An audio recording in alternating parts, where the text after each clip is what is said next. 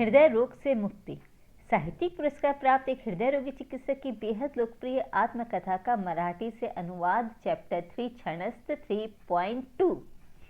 मैंने योगासन, शवासन, चलना आदि उपाय शुरू किए। औषधियाँ नियमित रूप से ले रहा था। बीच बीच में चिंता होती, निश्चय डोल भी जाता।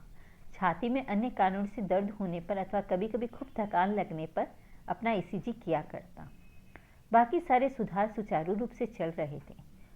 6 माह बाद 15 दिसंबर को मेरे हृदय की धड़कन अचानक अनियमित हो गई। वह एक्स्ट्रा सिस्टोल्स आने लगी। मैंने और रानी ने चिंतित हो डॉक्टर विडवई को फिर से कष्ट दिया, परंतु उनके आश्वस्त करने पर कुछ न करते हुए हमने उन अनियमित धड़कनों को स्वीकार कर लिया। धीरे धीरे मुझे महसूस हुआ कि अब मेरा अपने शरीर से संवाद स्थापित हो गया था। शरीर का सुर मुझे सुनाई देने लगा था। शरीर थोड़ा भी बेसुरा होने लगता कि मुझे पता चल जाता। एक डॉक्टर की हैसियत से मैं रोगियों के रोगों का निदान हमेशा ही करता हूँ, परंतु उस चिकित्सकीय कुशलता से कहीं अधिक संवेदनात्मक ज्ञान मुझे अपने शरीर के बारे में प्राप्त हो रहा था। यह मेडिकल शिक्षा की देन नहीं थी।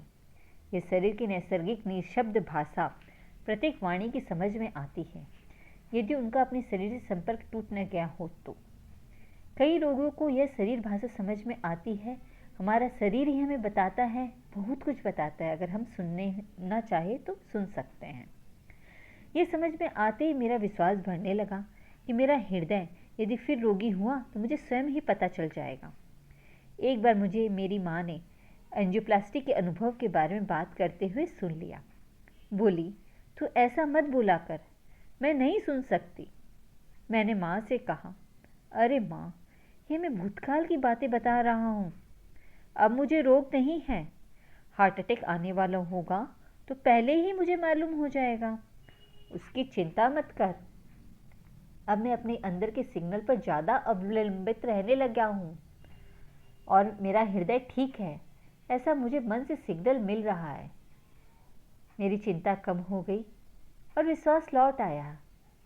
भारत के योग शास्त्र में पहले ही न बताया गया हूँ। मेरा विज्ञान के प्रति जबरदस्त विश्वास और आग्रह होने के कारण भारत की पारंपरिक वैद्य प्रथाओं के प्रति मेरे मन के दरवाजे पहले करीब करीब बंद ही थे। फिर अब अचानक ये बदलाव कैसा? मुझे तीव्र ज़रूरत थी। मुझे जीवित रहना था, निरोगी बनना था, परंतु आधुनिक चिकित्सा शास्त्र की मर्यादाओं की मुझे अच्छी जानकारी थी और मैंने उसका अनुभव भी ले लिया था। इस कारण नए प्रयोग करके देखने के लिए मेरे मन का दरवाज़ा खुल गया। फिर आर्नेस ही क्यों? योग और ध्यान के प्रति सुप्त आकर्षण पहले से ही मेरे मन में था। उसे भारतीय संस्कार कहा जा सकता है। इस कारण उनका प्रयोग करके देखने को मेरा मन तुरंत तैयार हो गया। मैग्नेट पद्धति के लिए शायद मेरा मन तैयार न होता। अन्य प्रचारकों की तरफ हमारी पोथियाँ कहती है या मैं कहता हूँ, इसलिए विश्वास रखो नहीं कह रहा था। वैज्ञानिक प्रयोगों द्वारा प्रमाण दे रहा था। मेरी बुद्धि को यह वैज्ञानिक प्रमाण जच गया। ब्रॉनवॉल्ड की हृदय रोग शास्त्र की पुस्तक व आर्निस के शोध निबंध दोनों की वैज्ञानिक परिभाषा व कठोरता एक जैसी थी। वह केवल शारीरिक रोग मुक्ति के बारे में नहीं बोल रहा था। शरीर की भंगुरता मैंने अनुभव कर ली थी। शरीर के पार वाले प्रश्नों में भी मुझे रस पैदा हो गया था। मेरी शारीरिक, मानसिक व आध्यात्मिक ऐसी तिहती जरूरतों के लिए मैंने आर्निस की उपचार पद्धति में रास्ता मिल गया था।